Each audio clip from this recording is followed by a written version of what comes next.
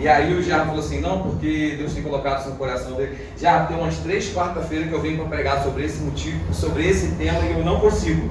A gente não fez o culto, né? Aí na outra quarta-feira o Hugo já estava para pregar. E aí foi nessa eu não consegui pregar. Eu não gosto de dar título, diferente do meu amigo Leonardo que está ali atrás. Seja bem-vindo, Léo. Que bom te ver. Ju, Sarinha, botaram uma Sara na minha frente. Vou explicar para vocês o motivo. O Marcelo está aqui também, namorado da Sara, futuro esposo, se Deus quiser. Que ele não é doido de ficar enrolando ela, porque ele tem porte de arma. E tá o Leozinho também, o Leozinho foi Leozinho, né?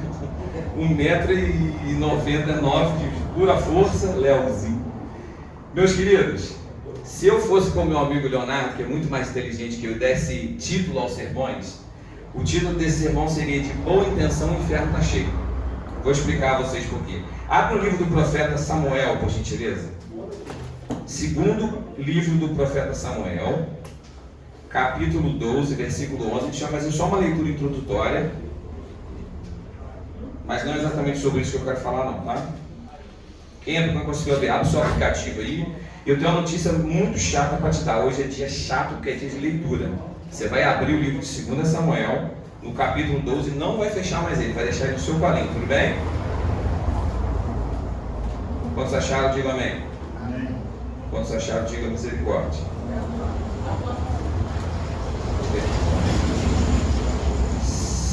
2 Samuel.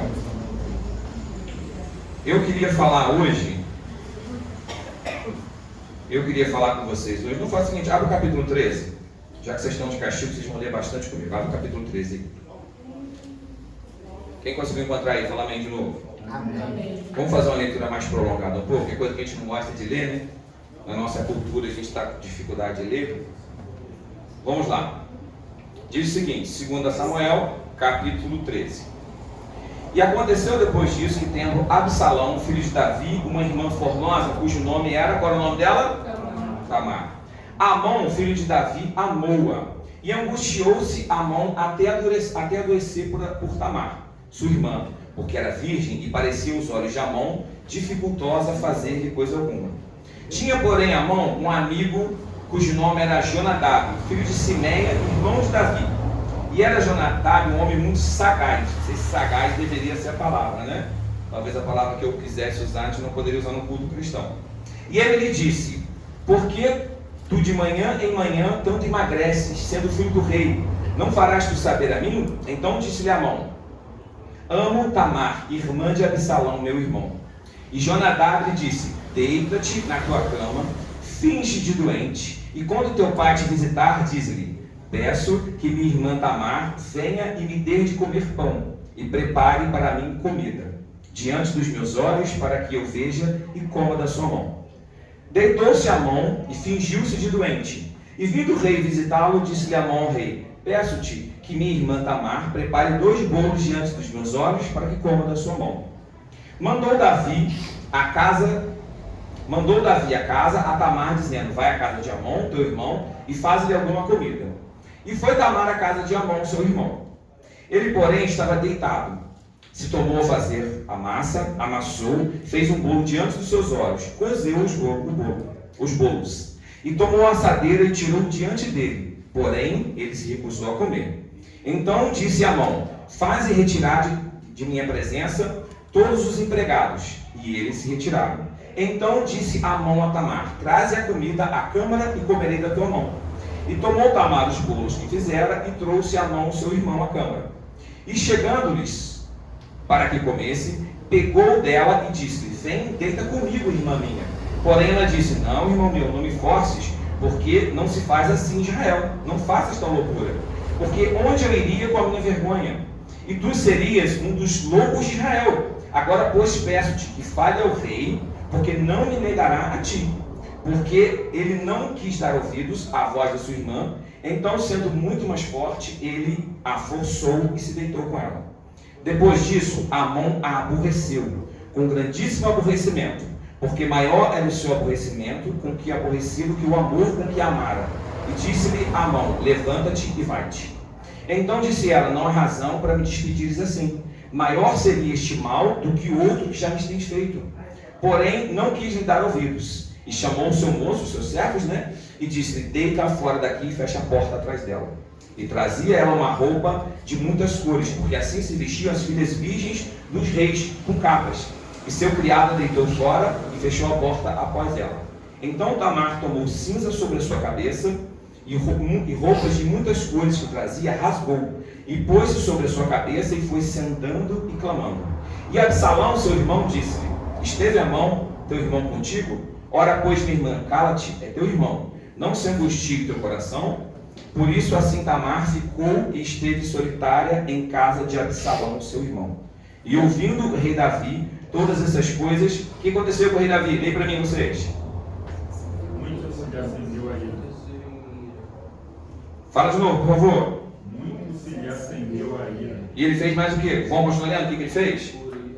Porém, Absalão não falou com Amon, nem mal nem bem, porque Absalão aborrecia a Amon por ter forçado Tamar, a sua irmã. O que o rei Davi fez? O que o rei Davi fez? Hã? Fez o que o peixe faz, não é? Nada. Meus amados, eu queria falar hoje sobre intenções. E nada reflete mais uma boa intenção para um pai do que colocar um nome de bênção no seu filho. Por isso que eu falei, colocar uma Sara na minha frente. Vocês sabem o que quer dizer Sara? Sara quer dizer princesa. Geralmente, quando a gente coloca nome nos filhos, por exemplo, não foi o meu caso, né? O meu caso, para quem não sabe, a Joyce é a mistura do Jorge e o C de Gleice, por isso que ficou Joyce, nós misturamos. Mas aí teve um dia lá no escritório que a funcionária de Gleice estava mexendo no computador, ela leu para a gente o significado de Joyce. E Joyce significa aquela que traz alegria. Eu falei, caraca, mas ficou muito certo. Mas ficou muito certo. Esse dia eu estava brincando com Gleice. Não sei se vocês já ouviram isso, que para a vida de alguém ser plena, o homem tem não sei se vocês já ouviram isso, o homem tem que plantar uma árvore, escrever um livro e ter um filho. Já ouviram falar isso? E aí esse dia eu estava conversando com Gleice, porque o significado do meu nome é lavrador, quem trabalha a terra, quem planta. E o significado do nome Gleice, que é um nome meio confuso, porque tem várias outras traduções, mas o segundo significado do nome Gleice é igreja. E eu fiquei pensando assim, falei, caramba, teoricamente, eu e Gleice, com a ajuda dos irmãos, plantamos uma igreja. Eu falei, então já plantei alguma coisa, já tive um filho, só falta escrever um livro. Mas o Davi, que tinha 8 esposas, repete assim, 8 esposas. 8 esposas, esse cara é um gênio, né? Ele tinha 8 esposas e ele teve dezenas de filhos. Mas o Davi era um homem que, como a gente, era bem intencionado. Ele tinha no seu coração sonhos bons para os seus filhos. E quem não tem sonhos bons para o seu filho? Hoje está aqui o Marcelo. O Marcelo é um cara maravilhoso. Já noivaram já? Não, correr com isso, Marcelo. Mas Marcelo trata bem a Sara, Marcelo trata ela com carinho. E é o sonho de todo pai e de toda mãe ver com que seu filho ou sua filha esteja uma boa pessoa. Porque a gente tem sonhos para os filhos. E o Davi, ele revelou as boas intenções que ele tinha para esses filhos quando ele deu um nome para os seus filhos. Então eu trouxe o nome de alguns dos filhos de Davi para a gente ter uma noção de o quanto o coração de Davi desejava que aqueles filhos dessem certo, desejava que aqueles filhos fossem boas pessoas. Então, alguns dos nomes aqui. Aminon, que é esse cidadão que a gente leu na história, esse garoto bonzinho. Ele era o primogênito de Davi. E o nome dele significava fiel ou firme. Davi teve um filho chamado Quileabe, que significava perfeito. Davi teve um filho que a gente acabou de ver ele aqui, chamado Absalão, ou Absalom. Vocês lembram, né? Que acho que alguns de nós aqui, a maioria de nós, já cantaram aquela música Abba, eu pertenço. Lembra disso? O que quer dizer Abba? Abba quer dizer? Alguém me ajuda? Pai. Abba quer dizer pai. E Shalom, aí é só para a velha guarda, lá da Assembleia cantavam no final do culto assim, Shalom Adonai, Shalom. Ó, já me lembro, já vai de barba branca igual a mim. Shalom quer dizer paz. Então, quando esse menino nasce, Davi coloca o nome dele de Absalom, o pai da paz. Davi teve outros filhos. Adonias significa meu Senhor é Jeová. Cefatias, que é a filha de Abital, significa Jeová julgou. Salomão significa paz ou pacífico. E Tamar, essa moça que a gente acabou de ler a história, quer dizer tamareira ou palmeira, que simbolizava a força e a beleza daquelas árvores que cresciam no deserto. E quando Davi viu aquele bebezinho, ele batizou ela de Tamar. Por quê? Porque a intenção do coração de Davi era que seus filhos tivessem uma linda história, tivessem um lindo futuro. Davi tinha intenção de bem para com seus filhos. Já reparou como às vezes a gente tem boas intenções para certas coisas? Geralmente quando alguém casa, gente, por que alguém casa? Estava até conversando com esse, né? Que a gente fala sobre casamento por amor, mas esse é uma coisa assim recente, historicamente recente. Normalmente as pessoas casavam por um contrato, por um interesse. Mas nos dias de hoje, a gente casa por amor, normalmente a gente casa com qual intenção? Qual dinheiro? O Estevão falou que é ficar de dinheiro. Você tem que orar por ele, ó. Ele já bota a mão na cabeça dele lá. A gente casa por amor. A gente casa com esperança e expectativa de que a nossa vida melhore. Certo? Só que aconteceu uma coisa com o Davi. E é isso que eu queria que vocês deixassem aberto. A gente acabou de ler aqui que uma tragédia aconteceu entre os filhos de Davi. E nós temos 3 filhos para conversar aqui. É o Amon, é o mais velho, que o nome significa fiel.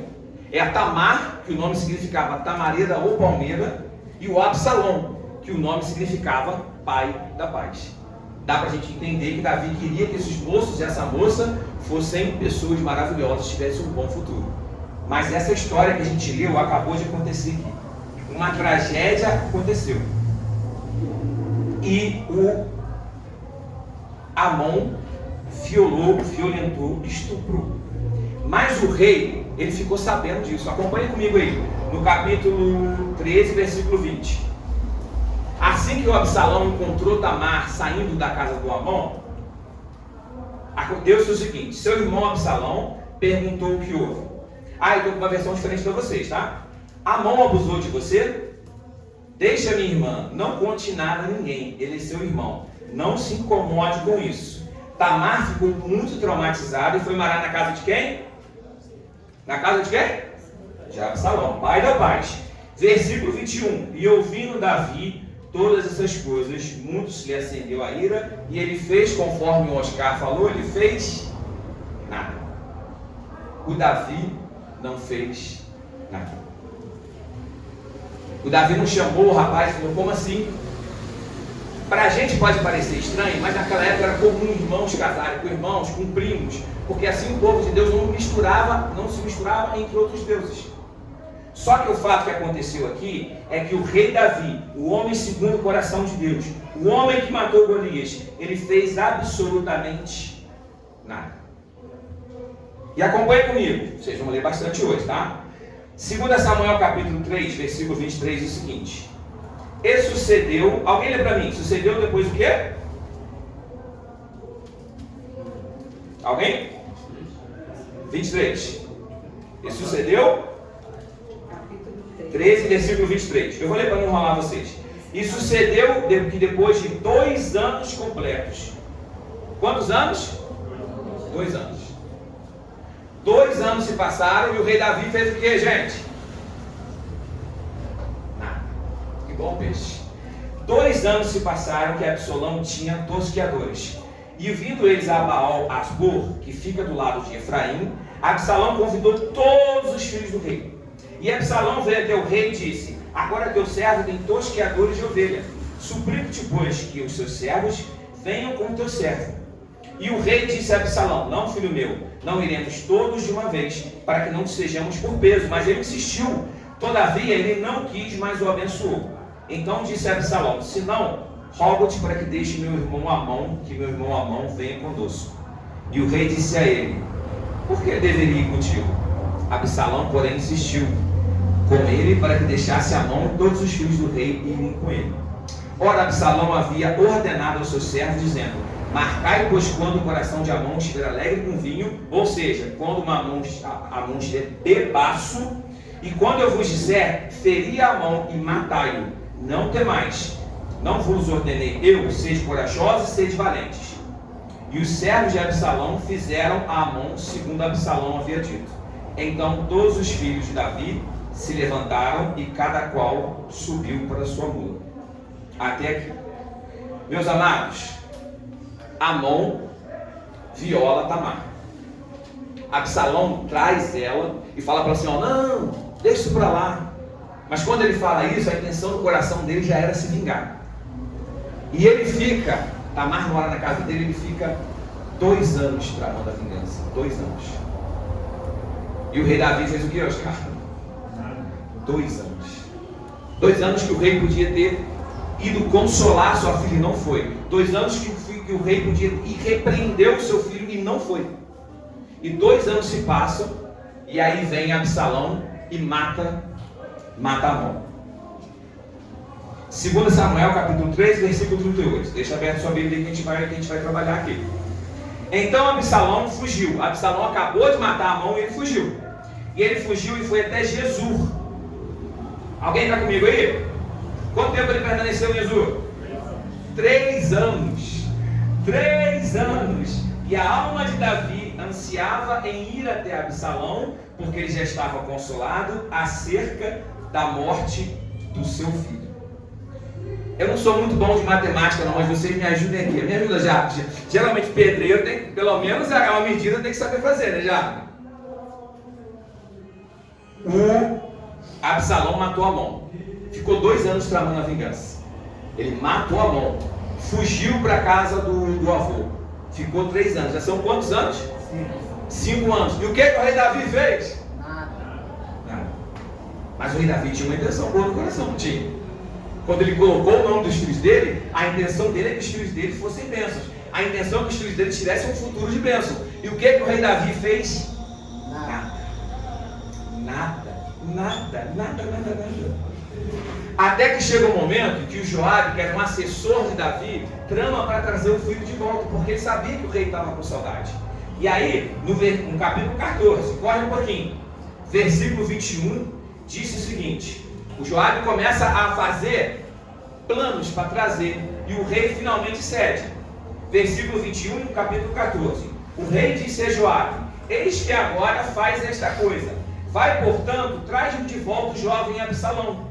E Joabe caiu sobre a sua face no chão, se curvou e agradeceu o rei. E Joabe disse: hoje o teu servo sabe que tem achado graça à tua vista, meu senhor, ó rei, por ter me atendido a minha petição. Então Joabe se levantou, foi até Gesur e trouxe Absalão a Jerusalém. O rei disse que ele torne a sua própria casa e que não veja a minha face. Então Absalão retornou para a sua própria face, para a sua própria casa, e não viu a face do rei. Porém, em todo Israel, onde não havia um ser tão elogiado como Absalão por causa da sua beleza. Desde a sola do seu pé até a coroa da sua cabeça, não havia uma mácula nele. E quando ele raspava a sua cabeça, portanto, a cada fim de ano ele raspava o cabelo, que lhe pesava, e por isso cortava os seus cabelos. Versículo 27. E a Absalão nasceram 3 filhos, uma filha que ele colocou o nome de Tamar, e ela era uma mulher muito formosa. Versículo 28. Assim Absalão habitou quantos anos? Quantos anos? Eu não sou muito bom de matemática não, Oscar, mas já deu quanto tempo? 7 anos. E não viu a face do rei. Vamos entender, gente? Oi? 2 Samuel 14. 14. Passou. História para adiante. Gente, vamos lá. O filho do Davi mata o outro filho. Fica 3 anos foragido. O rei fica com remorso e fala para o assessor dele: traz o menino de volta, mas fala para ele ficar na casa dele, não vai morar no castelo. E o menino fica 2 anos. E o rei não vai ver. O rapaz ficou 2 anos. E o rei não foi para dizer: por que você fez isso? Como que você faz isso? Atenta contra a vida do seu irmão. Eu te criei para ser o pai da paz. Como que você atenta contra a vida do seu próprio irmão? E ele fica 2 anos sem ver a face do rei. Esse rapaz já estava no mínimo com 27 anos. Já estava velho para a época. E aí, tal como uma criança, ele faz uma peraltice para chamar a atenção do pai. Segundo alguns teólogos, o Absalão estava 2 quilômetros da casa do Davi. 2 quilômetros, 2. Davi ia a pé. É a Via Expressa, o pessoal que mora bem, mora lá em Olaria. É uma Via Expressa, dá o quê? 15 minutos andando? 15 minutos andando. E o coração do jovem pesou, porque ele tinha um pai que era omisso. Ele tinha um rei que foi um pai que foi o maior herói de Israel, foi o maior rei, mas como um pai, Davi se mostra decepcionante. Então o jovem ele resolve fazer uma peraltice, para ver se assim ele conseguia ver o rei. Capítulo 14, versículo 28. Assim Absalão habitou 2 anos completos em Jerusalém e não viu a face do rei. Portanto, Absalão enviou Joabe para enviá-lo ao rei, mas ele não quis vir até ele. Fala para ele vir me visitar, fala para o meu pai vir me ver. E quando ele enviou novamente Joabe pela segunda vez, o rei não quis vir. Portanto, ele disse aos seus servos: vede o campo de Joabe, fica perto do meu, e ali tem cevada. Ide, ateai fogo, e os servos de Absalão atearam fogo. Então Joabe se levantou, veio Absalão até a sua casa e disse: por que os teus servos atearam fogo no meu campo? E Absalão respondeu a Joabe: eis que enviei a ti dizendo: vem aqui para que eu possa ao rei para enviar e dizer: por que vinha Jesus? Teria sido bom para mim ter ficado lá agora. Portanto, agora que eu veja a face do rei, se houver alguma iniquidade em mim, que ele faça o que? Ele faça o quê? Me mate. Então Joabe veio até o rei, e o rei lhe disse. E quando ele chamou Absalão, ele veio, se curvou, e foi até a face, e sua face ao chão perante o rei, e o rei, vem cá, Léo, faz favor, vem cá, faz favor. Diz que Absalão era bonito, né? Olha que garoto bonito. Olha só, chegou Absalão aqui. Quanto tempo? Nas nossas contas, já está quanto tempo sem ver? 7 anos. E aí Absalão resolveu fazer uma peraltice. Tacou fogo na plantação do Joabe, que foi o cara que trouxe ele de volta. E o Joabe foi reclamar, ele falou: por que você fez isso? Eu fiz isso para você falar para o rei vir me ver, ou então para ele me matar. E aí finalmente o Joabe vem chegando na presença do Davi. E o Davi vai chorar, e o Davi vai dizer para ele: como que você fez isso, moço? Por que você fez isso? Lê o versículo 33 comigo. Então Joabe veio até o rei e lhe disse, quando ele chamou Absalão, ele veio ao rei, se curvou com sua face perante o rei, ele ajoelhou, ajoelha aqui, Léo, por favor, ajoelha, e o rei fez isso aqui com ele, ó.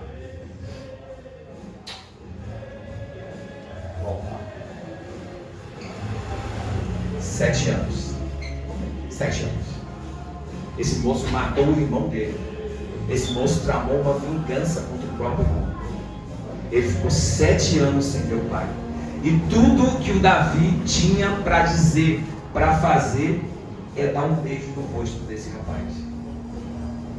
Mas o Davi colocou um nome de bênção para ele, Jorge. O Davi possivelmente orava por ele. Deixa eu te falar uma coisa. Presta atenção no que eu vou te falar. Em nome de Jesus. Se você ora por alguém, para que Deus faça alguma coisa por essa pessoa, que você pode fazer, a sua oração não vale de nada. Nada. Nada. Sua oração não vale de nada.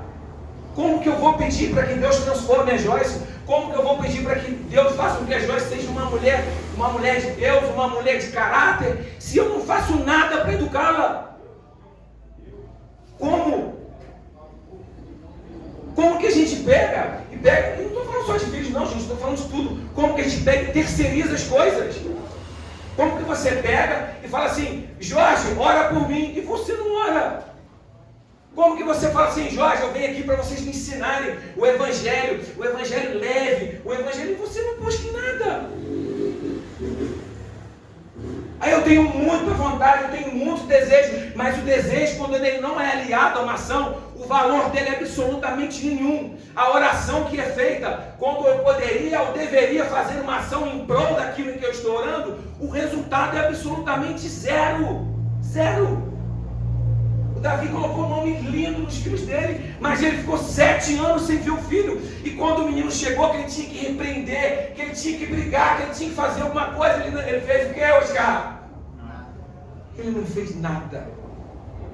Ele não fez nada. Era um homem segundo o coração de Deus, cheio de boa intenção, colocou um nome profético no seu filho, que quer dizer absolutamente nada se você não se dá o trabalho de cuidar do seu filho. Um amigo meu chamado Diogo, sabe o que quer dizer Diogo? Diogo quer dizer demônio. Como que alguém bota o filho no filho de Diogo? Diogo, demônio.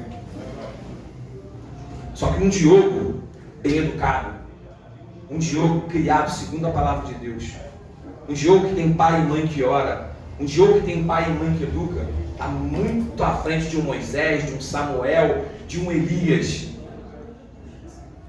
que você traz ele uma vez por semana na igreja para ouvir 1 hora e deixa ele a semana inteira consumindo porcaria na internet. O que essa 1 hora tem de valor? Nada. Eu passo a semana inteira consumindo porcaria na internet, lixo. Aí eu venho para cá, eu sou um filho de Deus. Você é filho de nada. Não é filho de nada. É a mesma coisa que você vai no McDonald's, você é um hambúrguer. Não. E essa, meus irmãos, era a tragédia da vida de Davi.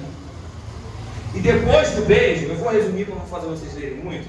Depois do beijo, a mão de Joabe mata Absalão. Mas de verdade, gente, quem foi o verdadeiro assassino? Pensa comigo. Quem é, Oscar?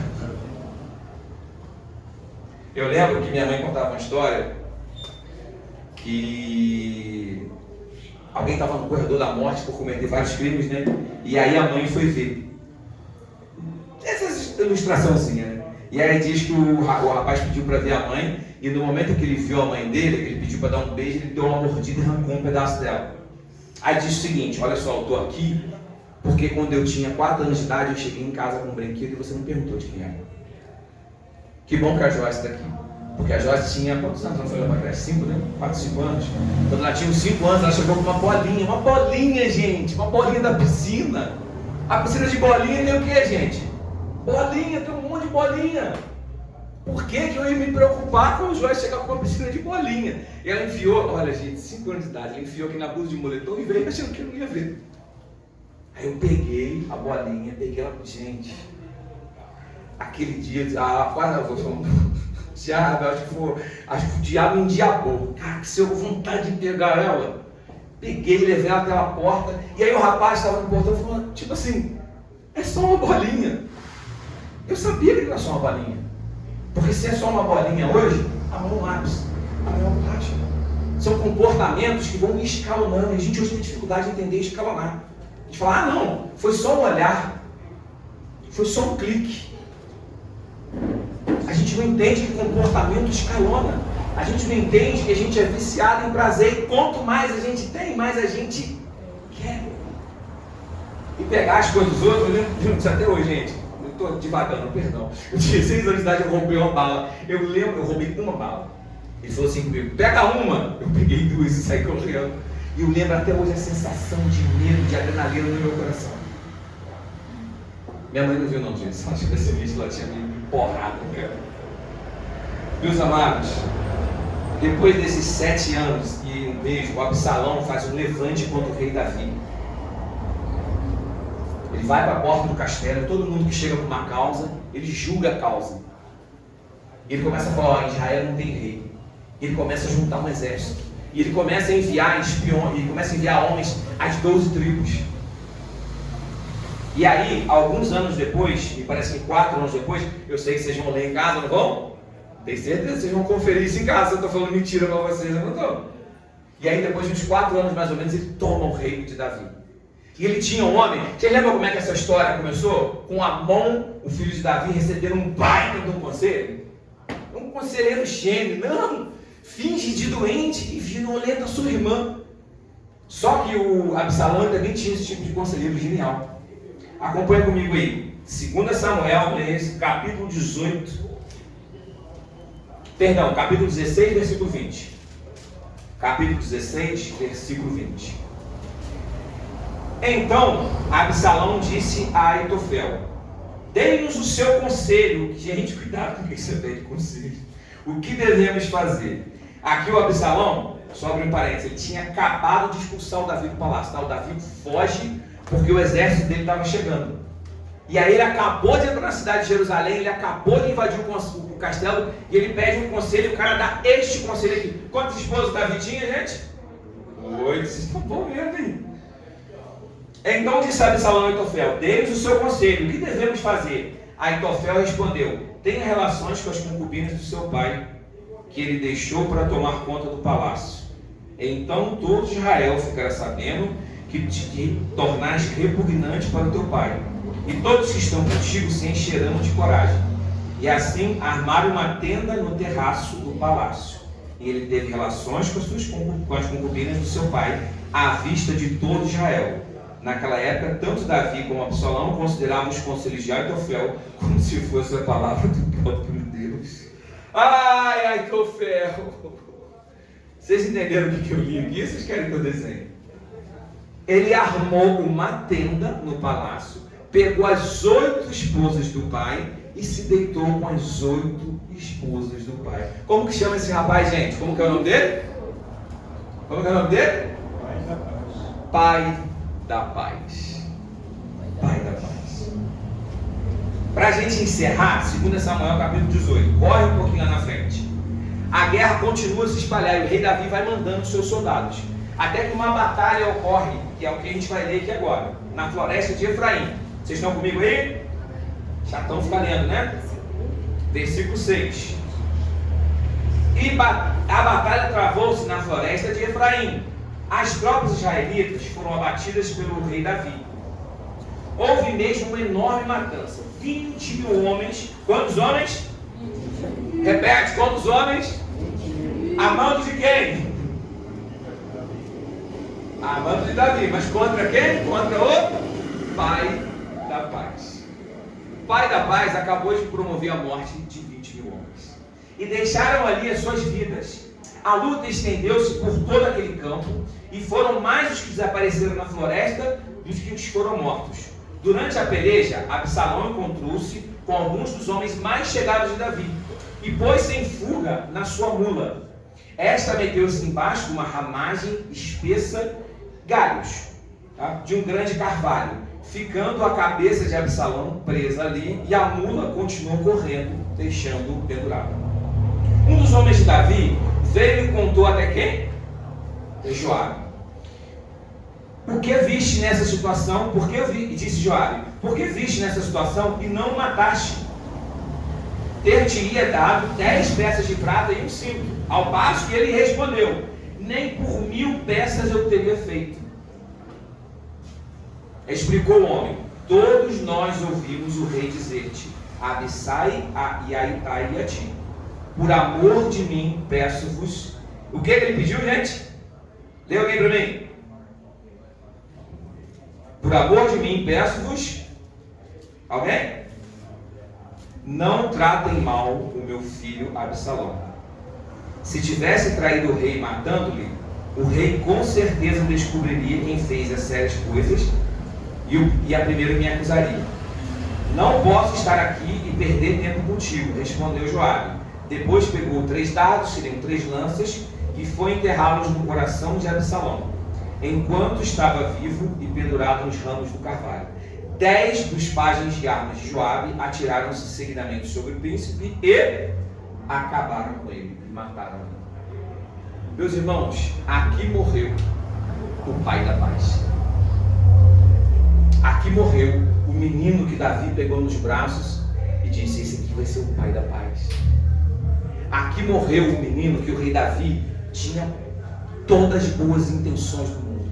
Aqui morreu o menino que o rei Davi tinha desejo de que fosse um grande homem, que fosse um grande rei, que fosse um grande estadista, que trouxesse paz ao seu povo. Depois de, no mínimo, ser responsável pela morte de 20 mil homens. E aqui eu encerro. Já você contou essa história toda para dizer o quê?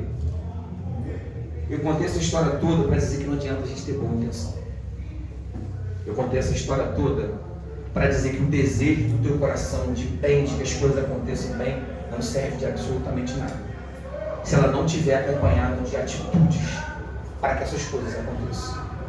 Querer que seu filho seja um bom homem, seja uma boa mulher, não contem absolutamente nada se você não estiver do lado dele todo dia, corrigindo, repreendendo, tratando com amor. Ah, não tenho filho? Você é casado, né? Quando você casou, você tinha uma intenção de quê? De ser feliz, de fazer a sua esposa feliz. E por que às vezes o casamento da gente está no inferno? Se a gente tem intenção de ir dentro do céu. Explica já. Por que o ministério da gente às vezes está todo confuso? Se a gente aceitou Jesus, se a gente se converteu, se a gente, o nosso coração ferveu no primeiro amor, de desejo, de vontade de dividir a cama com o mendigo, de fazer tudo, por quê? Porque se a gente tem desejo, se a gente tem boa intenção, por que as coisas estão erradas, gente? Eu escrevi para finalizar aqui. Toda vez que a gente se omite ao casamento que a gente jurou ser fiel, à esposa que a gente jurou proteger, e aos filhos que a gente recebeu para preparar da vida, todas as nossas juras de amor, todos os nomes de bênção, todas as orações que fizemos, sem empregar nenhum esforço para ser uma bênção para eles, de fato não tem valor. Para o seu ministério, todas as canções de amor que nós louvamos, todas as palavras de oração destinadas aos outros, quando somos omissos do cuidado do nosso próximo, não tem valor nenhum. Quando a gente não entende de verdade que Deus é adorado em 2 altares. Tem 2 altares que Deus recebe sacrifício e adoração. Você sabe quais são? 2 altares. Só 2. E o resto? O resto é religiosidade. Deus recebe sacrifício na vida do outro. E Deus recebe sacrifício no seu coração. Eu lembro até hoje, uma vez eu ouvi uma coisa do amigo do Jaime, Cabeção. E ele estava falando assim, você já vivenciou uma situação em que alguém te pede alguma coisa que você pode fazer e você responde uma coisa para ela? O que você responde para ela? Já? Eu vou orar por você. E essa oração, você sabe para onde que ela não passou? Ela não passou do teto. Porque se a maior oração é amar, às vezes a maior omissão é orar. E quando que orar é omissão, Jorge? Quando você ora pelo seu filho e não está junto dele para fazer o dever e não consegue ter tempo de qualidade com ele. A sua oração ela é em vão. Deus não ouve. O que a Gleice estava lendo hoje, Gleice? Quando o esposo o quê? Faz o que com a esposa?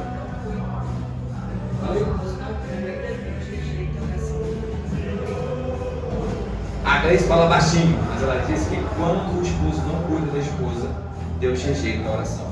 Quer dizer que a oração que você faz falando, Senhor, muda a história, Senhor, pega esse casamento, abençoa minha esposa, ele não tem valor nenhum, não tem ninguém ouvindo. Não tem ninguém ouvindo. Quando você ora falando, Deus, manda almas, Senhor, manda pessoas, e você não tem o mínimo de testemunho, o mínimo de amor para lidar com a pessoa, para que ela olhe para você e ela fala, eu estou vendo Jesus. Porque Jesus vai ser visto através da sua vida. E aí eu termino dizendo as mesmas palavras de Jesus. Porque sereis reconhecidos meus discípulos quando? Fizerem o que vos mando e vos amarem como eu vos amei. Não tem nada a ver com a roupa que você veste. Ainda que você não deve se vestir como um gigolô, como uma prostituta. Não tem nada a ver com as palavras que saem da sua boca. Ainda que você não deva sair falando palavrão por aí ou falando mal da vida dos outros. Mas nós só seremos reconhecidos como discípulos de Jesus quando nós nos amarmos como Ele nos ama. Amém? Que Deus possa estar falando infinitamente o seu coração. Que eles possam estar despertando no meu e no seu coração mais do que desejos de bênção, mais do que desejos de bem, mais do que votos de que tudo dê certo, vontade no coração para fazer com que o nosso casamento melhore, para educar melhor nossos filhos, e para você, em nome de Jesus, pegar aqui na beira do piano com a gente e ajudar a gente a servir. Amém? Deus abençoe, tá bom?